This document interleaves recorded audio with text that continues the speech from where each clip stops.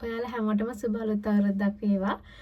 අලුත් අවුරුද්දේ මම අද ඔයාලත් එක්ක කතා කරන්න යන්නේ ගොඩක් වැදගත් කාරණයක් සම්බන්ධව. ඒ තමයි මේ ළඟදී අපේ අම්මයි තාත්තයි UK වලට ආවා. විසිට් එකකට ආවේ.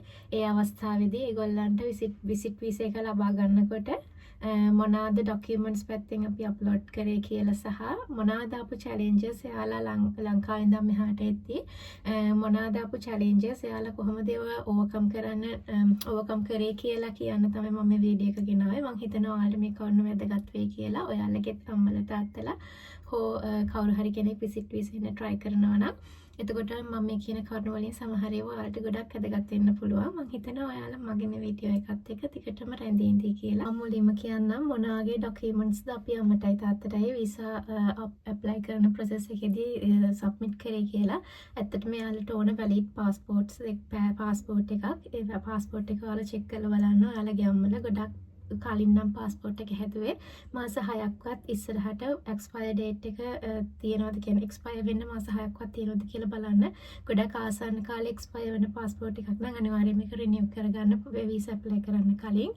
ඒ වගේම තමයි ඔයාලගේ අම්මලගේ තාත්තලගේ passport එකේ document එකට ඔයාලා submit කරන අනිත් හැම document එකකම නම සමානද කියලා හරියටම check කරන්න. එහෙම සමාන නැති තැන්වල නම් අනිවාර්යයෙන්ම ඔයාලට දියුණු ප්‍රකාශය වෙනුවෙන් ඉදිරිපත් කරන්න සිද්ධ වෙනවා.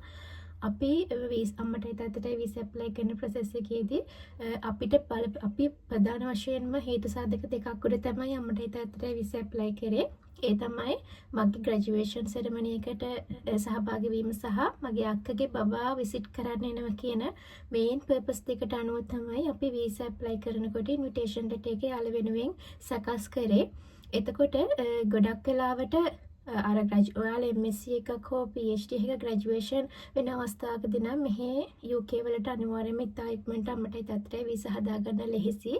අනිත් හේතු සාධක වලට අමතරව ඒ වගේම තමයි එයාලගේ වීසා ඇප්ලයි කරන process එකේදී අපිට ගොඩක්ම ලොකු challenge එකක් උනේ එයාලට financially එයාලා stable කියන එක පෙන්වන්න අපිට හේතු කියන්නේ සාධක අවශ්‍ය වුණා. මොකද අපේ අම්මයි තාත්තයි ගොඩක් වෙලාවට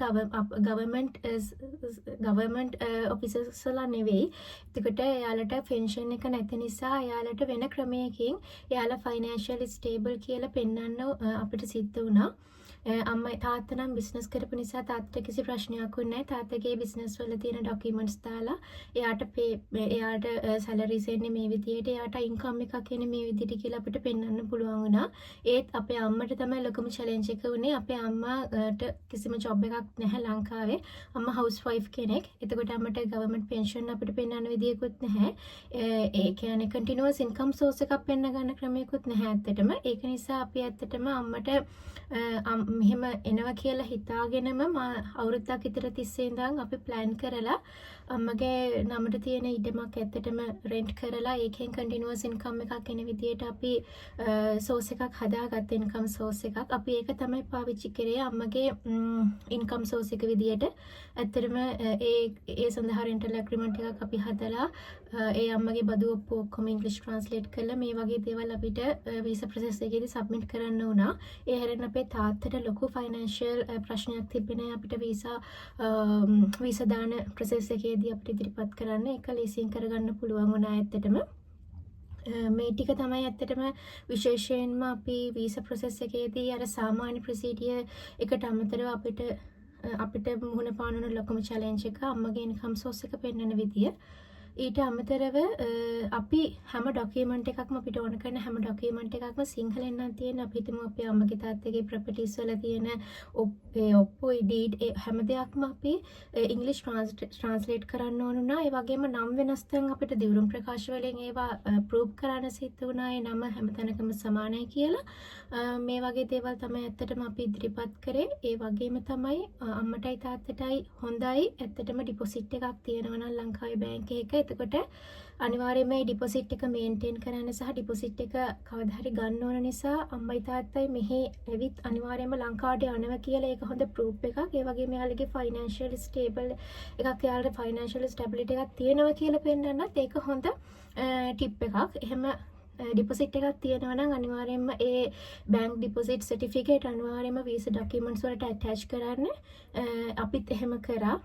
ඇත්තටම මේ ටික තමයි මට කියන්න ඕනුනේ මේ ඩොකියුමන්ට් සයිට් එකෙන් අපි වීසා ඇප්ලයි කරන ප්‍රොසෙස් එකේදී මොන වගේ දේවල්ද අපිට ආපු චැලෙන්ජස් සහ අපි ඒවට මොන වගේ දේවල්ද ගත්තේ කියලා. අපි හැමෝම දන්නවා අපි අම්මලා තාත්තා හැම අම්ම කෙනෙක්ම හැම තාත්තා කෙනෙක්ම අපි තරම්ම ඉංග්‍රීසි සයිට් එකෙන් ඒ කියන්නේ භාෂාමය පැත්තෙන් කමියුනිකේෂන් සයිට් එකෙන් ලොකුවට ස්කිල් එකක් නොතිබෙන්න පුළුවන්. මම කියන්නේ මේ හැම කෙනෙක්ටම තාත්තා කෙනෙක්ටම මේක වැලිඩ් කියලා. හැබැයි අවංකව කිව්වොත් මගේ අම්මටයි තාත්තටයි ඉංග්‍රීසි කතා කරනකොට මේ මෙහි කමියුනිටි එකත් එක්ක කතා කරලා ඒ තේරුම් ගන්න තියෙන හැකියාව හරිම අඩුයි. ඒ කියන්නේ ඇක්සන්ට් එකේ යාළුවට පුරුදු නැහැ. එතකොට එයාලා ගොඩක් පැනික් වෙනවා. ලංකාවේ ඉඳන් මේ වගේ රටකට එන්න ගියාට පස්සේ එයාලා ටිකක් බය වෙනවා, චකිතයක් ඇති වෙනවා හිතේ. අපි කොහොමද මේක මැනේජ් කරගන්නේ? අපිට කවුරුවක්වත් උදව්වට ඉන්නවද නැද්ද කියලා ලොකු බයක් ඇති වෙනවා. ඒක නිසා අපේ අම්මට නම් කොහොමත් එක සෞඛ්‍යමය ප්‍රශ්න තිබුණ නිසා අපිට වීල්චෙයාර් ඇක්සස් එක ගන්න පුළුවන් වුණා. හැබැයි අපේ තාත්තට අපිට ඒ ක්‍රමවේදය අනුගමනය කරන්න බැරි වුණා. එතකොට අපිට වීල්චෙයාර් ඇක්සස් එක අම්මට දාලා තියෙද්දිත් අපි ඇත්තටම බය වුණේ අම්මට නම් වීල්චෙයාර් ඇක්සස් එක තියෙන නිසා අම්ම මැනේජ් කරගෙන අම්මට එක්සිට් එක වෙනකම් ප්‍රශ්නයක් වෙන එකක් නැති වෙයි කියලා අපි හිතුවා. ඒත් අවාසනාවකට වීල්චෙයාර් ඇක්සස් ගන්න ලොකු queue එකක් තිබිලා තියෙනවා එයාපෝට් එකේදී. ඒකත් එක්කම අම්මත් ඩිසයිඩ් කරලා තියෙනවා තාත්තත් එක්ක අර queue එකේ ඉන්න නැතුව ලොකු වේටින් ටයිම් එකක් ඒකට යන නිසා දෙන්නත් එක්කම ඉමිග්‍රේෂන් එක පහු කරලා සාමාන්‍ය විදියට එයාපෝට් එකේ එක්සිට් වෙන්න.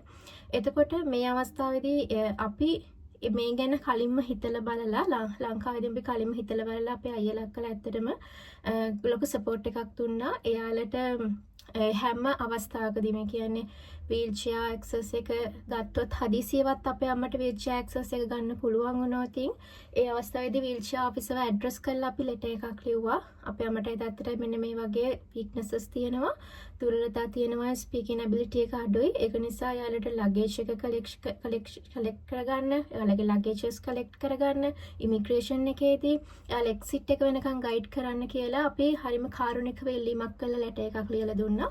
ඒ වගේම තමයි ඒකෙදී අපි පැහැදිලිවම මෙන්ෂන් කරා අපේ ෆෝන් නම්බර්ස්. අපි UK වල ඉන්න අපේ ෆෝන් නම්බර්ස් අපි මෙන්ෂන් කරා.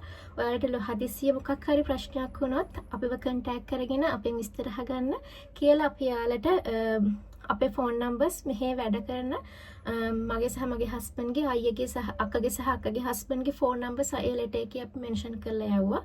අපි හිතනවා ඒක ගොඩාක් වැදගත් වුණා කියලා. මොකද අම්මට වීල්චෙයාර් ඇක්සස් හම්බුනේ නැති වෙලාවේ අම්ම එතන ඉන්න කෙනෙක්ට ලෙටර් එක ඉදිරිපත් කරාට පස්සේ ඒ කෙනාගෙන් අපිට කෝල් එකක් ආවා. ඒ කියන්නේ එයාපෝට් ඇසිස්ටන්ට් කෙනෙක්ගෙන් අපිට කෝල් එකක් ආවා.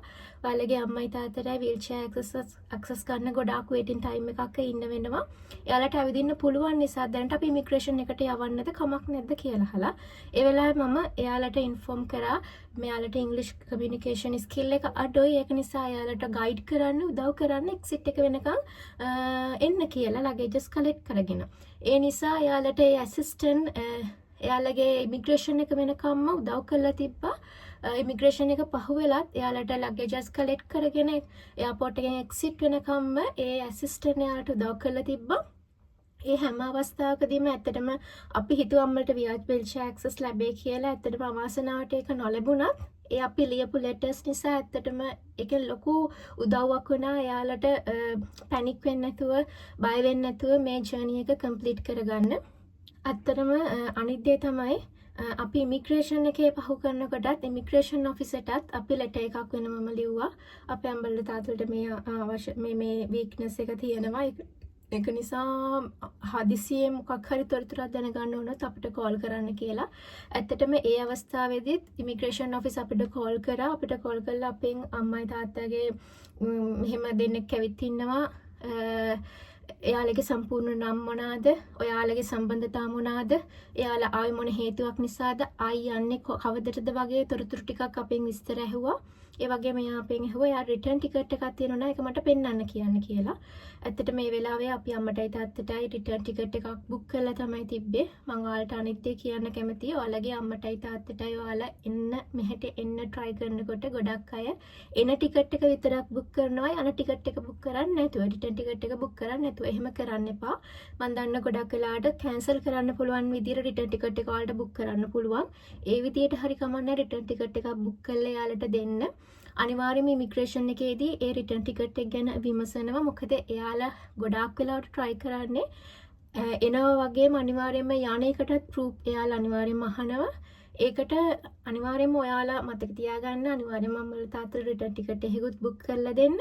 අපි නම් කැන්සල් කරන රිටර්න් ටිකට් එකක් නෙමෙයි අපි ටයිම් ඩියුරේෂන් එක හොඳට හිතලා බලලා තමයි ඔෆිෂියලි විදියට වෙබ්සයිට් එකේ රිටර්න් ටිකට් එක බුක් කරලා අපි යාලට දුන්නා. එයාලා එක පෙන්නලා තිබ්බා. ඒකත් එක්ක එයාලා අර ඉමිග්‍රේෂන් එකේදී අහන ප්‍රශ්න ඔක්කොම හරිම ලිහිල්. හරිම පොඩි ප්‍රශ්න ප්‍රමාණකින් එයාලා අම්මව තාත්තව රිලීස් කරලා තිබ්බා. මම එයාලට කීප තොරතුරුත් එක්ක එයාලා කෝල් කරලා මම විස්තර අහපු නිසා ඒ තොරතුරුත් සලකලා බලලා ගොඩක් වෙලාවට ඔයාලගේ අම්මලා තාත්තලා ග්‍රැජුවේෂන් එකට නොවන හේතු මත ඒ කියන්නේ එක විසිට් කිරීමේ පර්පස් එකකට නැත්නම් බබෙක් බලන්න ඔයාලගේ ඉපදුනලුත් ඉපදුන බබෙක් බලන්න ඒ හේතු මත එන්න පුළුවන් UK වලට. එතකොට එයාලට අර හරියට ඒ හේතුව කියාගන්න බැරි වෙලා යන විදිය පෙන්න ගන්න බැරිනොත් එතකොට ඔෆිසර්ස්ලගෙන් ඉමිග්‍රේෂන් ඔෆිසර්ස්ලගෙන් එයාලට එන බර්ඩන් එක වැඩි වෙන්න පුළුවන්. එයාලගේ වේටින් ටයිම් එක වැඩි වෙන්න පුළුවන්. ඒක නිසා අනවශ්‍ය කරදරයක් ප්‍රශ්නයක් ඇති කරගන්නවට වඩා අර ස්ට්‍රෙස් එක අඩුවෙන් එයාලට එක්සිට් එක වෙනකන් අපිව දකින්නකන් එන්න පුළුවන්. මම හිතනවා ඒක ගොඩක් වැදගත් වෙයි කියලා. මොකද අපි හැමෝගෙම අම්මලා තාත්තලා දැන් ගොඩක් වයසයි. සමහරලාට එයාලා ගොඩක් හිත ඇතුලෙන් හරිම බයයි මේ වගේ එයාපෝට් එක ඇවිල්ලා මේ වගේ දේවල් එක එළියට එන සමහරලාට යාලට WhatsApp ඒ කියන්නේ messengers මේ වගේ දේවල් පාවිච්චි කරන ලොකු ඒ වගේ ටෙක්නොලොජිස් පාවිච්චි කරන දන්නේ නැති අය වෙන්න පුළුවන්. ඒ ගැන ඔක්කොම සලකලා බලලා හැමතිස්සෙම අපි යාලට පහසු වෙන විදියට යාලට දෙයක් කරගන්න පුළුවන් වෙන විදියට තමයි දේවල් කරන්න ඕනේ. ඒ සැලසුම් කරන්න ඕනේ මේ වගේ ගමනක් එද්දි. නැත්නම් යාලා අනවශ්‍ය බියක් ඇති කරගෙන ලොකුවට ස්ට්‍රෙස් වෙලා බය වෙන්න පුළුවන්. මොකද මට තියෙන පෞද්ගලික අත්දැකීමක් තමයි අපේ අම්මටයි තාත්තටයි ගොඩක් වෙලාවට මැසෙන්ජර් කෝල් එකක් ගන්න ගියාට පස්සේ යාලා ගොඩක් සමහරවිට පැනික් වෙනවා. WhatsApp කෝල් එකක් ගන්න ගියාම පැනික් වෙනවා. අපි රෝමින් ඇක්ටිව් කරලා දුන්නා. ඒක නිසා යාලට අපිව කන්ටැක්ට් කරගන්න පුළුවන් වුණා. ඒකත් එක්කම යාලට පහසු වුණා අපිට ඕන දෙයක් කමියුනිකේට් කරන්න අපිට යාලට එනකම් එක්සිට් එකට එනකම් යාලව ගයිඩ් කරන්න. එයාලත් එක්කම කතා කර එයාලගේ අර පැනික් වෙන්නේ නැති ගතිය, ඒ කියන්නේ එයාලා බය වෙන්නේ නැති ගතිය අඩු කරන්න අපිට පුළුවන් වුණා. මම හිතනවා මේ දේවල් ඇත්තටම ගොඩක් වැදගත් වේ ඔයාලටත්. මේ වගේ රටකට නෙමෙයි මේ රටකට විතර නෙමෙයි ඕන රටකට එයාලා යද්දි මේ වගේ දේවල් අනිවාර්යයෙන්ම try කරන්න. එතකොට හදිස්සියක් අතර වීල්චෙයාර් ඇක්සස් එක ලැබෙන්නේ නැතුව එයාලා ලොකු වේටින් ටයිම් එකක ඉන්න උනොත් එයාලට බය වෙන්නේ නැතුව එයාලා තනියෙන් මේ දේවල් මැනේජ් කරගෙන එතකොට එන්න පුළුවන්. අපිටත් බය නැතුව එයාලව කන්ටැක්ට් කරගන්න පුළුවන් ලේසි. අනිත් එක තමයි මට ඔයාලට කියන්න ඕනුනේ අපි ඔක්කොම දැන් අම්මලා තාත්තලා මෙහාට එනකොට යාළගේ අපි ලගේජස් හදනවා. එතකොට ඒ ලගේජස් හදනකොට ගොඩක් වෙලාවට අපි යාළට කියනවා මේ දේවල් ගේන්න මේ දේවල් ඇඩ් කරගන්න අපේ ලගේජ් එකේ මේ වගේ බරක් තියාගන්න එහෙම කියලා. අනිවාර්යයෙන්ම ඔයාලා කවදාවත් එයාලා හදන බෑග් එක දැන් 30 kg නම් එයාලගේ මේන් ලගේජ් එක hand ලගේජ් එක 7 kg නම් ඒ 30 kg වලට වැඩිපුර බරක් එන්නේ නැති වෙන විදිහට හිතන්නකො 30 32යි එකට වගේ හදාගෙන එන්නේ නැතුව 30 28යි කිලෝග්‍රෑම් වගේ විදිහට හදලා පැක් කරලා එවන්න try කරන්න. මොකද හදිසියක් අතර check in වෙන ටයිම් එකේදී ඒ බෑග් කොම ඇදලා බර වැඩි කියලා එයාලා තව අනවශ්‍ය ස්ට්‍රෙස් එකකට ලක් වෙනවා. එයාලට බය හිතෙන්න පුළුවන්. ඒ කියන්නේ ඕනම කෙනෙක් එහෙම තමයි මුල්වරට ලංකාවෙන් පිටට යන කෙනෙක් ඒ වගේ සිටුේෂන් එකකදී බය වෙනවා. එයාලා අමාරුවෙන් අර ගෙදරදී හදලා පැක් කරලා ඒකට පිළිවෙලට හදපු බෑග් ඔක්කොම ඇදලා අනිත් පැත්තට ඒවා බර අඩු කරන්න බර බිහිම කරන්න හරම කරන්න කියද්දී ආරට ටිකක් පැනික් වෙන්න පුළුවන්.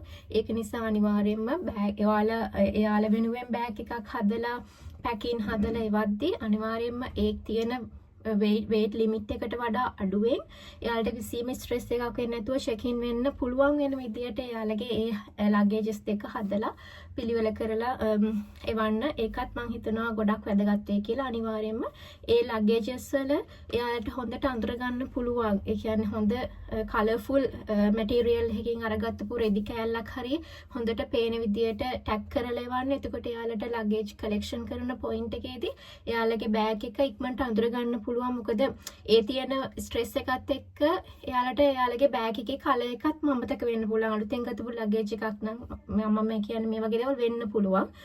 සමහර වෙලාවට ඒක හොයාගන්න එයාලට ඒ ස්ට්‍රෙස් කන්ඩිෂන් එකත් එක්ක අමතක කියන්නේ ගොඩාක් try කරන එයාලට ඒ අමාරු වෙන්න පුළුවන්. ඒක නිසා එයාලට හොඳට මතක හිටින හොඳ කලර්ෆුල් ටැග් එකකින් හොඳට බෑග් එක ටැග් කරලා එවන්න. අනිවාර්යයෙන්ම හදිසියක්වත් එයාලට කලෙක්ට් කරගන්න බැරි වුණා කියලා හිතමු. එතකොට එයාලගේ බෑග් එක එයාලා කලෙක්ට් කරගන්න හොයාගන්න බැරි වුණා කියලා හිතමු. ඒකට පිළියමක් විදියට ඔයාලට පුළුවන් ඔයාලගේ නම, ඒ කියන්නේ ඔයාලා UK දැනට ඉන්න ඒ ෆැමිලි එකේ කාගේ හරි ෆෝන් නම්බර්ස්, නම සහ අනිකුත් ඇඩ්‍රස් එක මේ දේවල් හොඳට මෙන්ෂන් කරලා ලෙටර් එක හොඳ නේම් ටැග් එකක් හැදලා ඔයාලට පුළුවන් ලගේජ් එකේ පේස්ට් කරන්න. එතකොට අනිවාර්යයෙන්ම ඒක නැති වුණත් ඔයාලගේ මේන් ලගේජ් එක නැති වුණත් අම්මලා තාත්තලාගේ මේන් ලගේජ් එක නැති වුණත් එතකොට අර ෆෝන් නම්බර් එකෙන් හරි ඇඩ්‍රස් එකට හරි ඒක පෝස්ට් කරලා එවනවා. මේක නිසා ඔයාලට ඒකත් ප්‍රශ්නයක් වෙන්නේ නැහැ. එහෙම හදිසියක්වත් මිස් වීමක් වුණොත් මේ දේවල් අනිවාර්යෙන් මම හිතනවා වැදගත් වෙයි කියලා. ඔයාලගේ අම්මලා තාත්තලා ලංකාවේ ඉඳන් මෙහාට එනවනම් හෝ මෙහේ ඉඳන් ලංකාවෙන් යනවනම් මේ දේවල් ගොඩක් වැදගත් වෙයි. එයාලට ලොකු ස්කිල් එකක්, කමියුනිකේෂන් ස්කිල් එකක් නැත්තම් අර මෙහි අයත් එක්ක සෝෂල් වෙන්න අමාරු කෙනෙක් නම් අනිවාර්යයෙන්ම මේ තොරතුරු ඔයාලට වැදගත් වෙයි. මේවා මම දැකලා තියෙනවා UK ඉන්න ගෲප්ස් වල මේ වගේ දේවල් අහලා තියෙනවා. මමත් අපේ අම්මයි තාත්තයි මෙහාට එන්න කලින් අර UK ගෲප්ස් වලින් මේ වගේ දේවල් දැනගත්ත කොහොමද මේ වගේ දේවල් වලට අපි අම්මයි තාත්තයි පුරුදු කරන්නේ, හුරු කරන්නේ කියලා. ඒකත් මම දැනගත්තා. ඒ වගේම තමයි අනිත් එක යාළුවා මෙහෙට එනකොට යාළුවට සහැල්ලු ඇඳුම් අඳින්න, ෂූස් දාන්න, මේ වගේ දේවල් පොඩ්ඩක් දැනුවත් කරලා තියන්න. මොකද එයාලා ලංකාවේ විදියට අඳින පළඳින විදියට මෙහි එයාපෝට් එක ඇඳුම් ඇඳගෙන එනකොට අමාරු යාලට ඒව හැන්ඩල් කරගන්න. අපි හිතමු ලංකාවේ සාරියකට පුරුදු වෙච්ච කෙනෙක්, රෙතට හැටට පුරුදු වෙච්ච කෙනෙක්, එහෙම පුරුදු වෙච්ච කෙනෙක්ට එයාපෝට් එකේ ඇවිල්ලා අර බඩු ටික කරගහගෙන ඒ ඉමිග්‍රේෂන් එක පාස් කරගෙන අර හෑන්ඩ් ලගේජස් අරගෙන එනකොට හරි අපහසුයි. ඒක නිසා යාලට සැහැල්ලු ඇඳුම් අඳින්න ඒව පුරුදු කරලා මේ වගේ රටකට එනකොට ඒවත් දැනුවත් කරන්න. මම හිතනවා ඔයාලට මේ කවුන්ට් ගොඩක් වැදගත් වෙයි කියලා. ඔයාලා මගේ මේ වීඩියෝ එකට කැමති නම් අනිවාර්යෙන් මගේ channel එකත් subscribe කරන්න. මේ වගේ තවත් ලස්සන වීඩියෝ එකක් අරගෙන අපි ඊළඟ දවසෙත් හම්බෙමු. එතකන් ඔයාලා හැමෝම සතුටින් ආරක්ෂිත පරිස්සමෙන් ඉන්න. ඔයාලා හැමෝටම ආයෙමත් සුබ අලුත් අවුරුද්දක් වේවා.